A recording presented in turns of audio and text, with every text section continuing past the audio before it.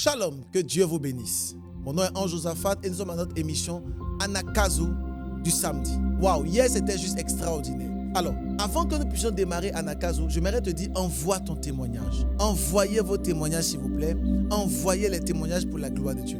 Les numéros s'affichent, envoyez les témoignages pour la gloire de l'Éternel. Écoutons ce témoignage et après ce témoignage, on se retrouve. Papa, je suis guéri de toute douleur. Mon corps, il y avait des combattures.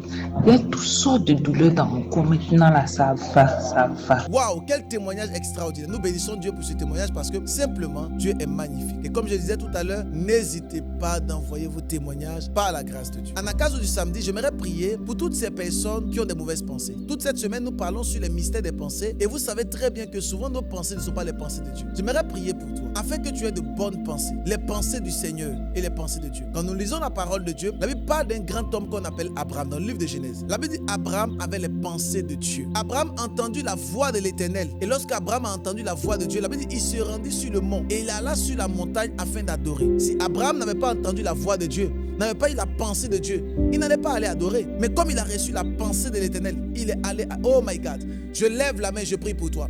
Que tu aies la pensée de Dieu au nom puissant de Jésus-Christ. Je déclare maintenant, toute pensée diabolique qui se lève contre toi, soit abaissée.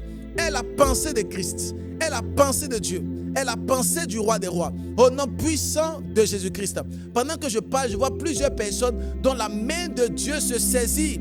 Et ton esprit est renouvelé, ton âme est renouvelée, ton corps est renouvelé. Au nom puissant de Jésus-Christ, reçois la pensée de Dieu, la pensée divine de Dieu pour ta vie. Est-ce que vous savez que vous avez besoin de recevoir la pensée de Dieu pour vos enfants? Très souvent, les personnes négligent les enfants et ne savent pas qu'ils doivent aller consulter Dieu pour connaître la pensée de Dieu pour ses enfants. J'aimerais te dire, Dieu a une bonne pensée pour ton enfant, pour ton fils et pour ta fille.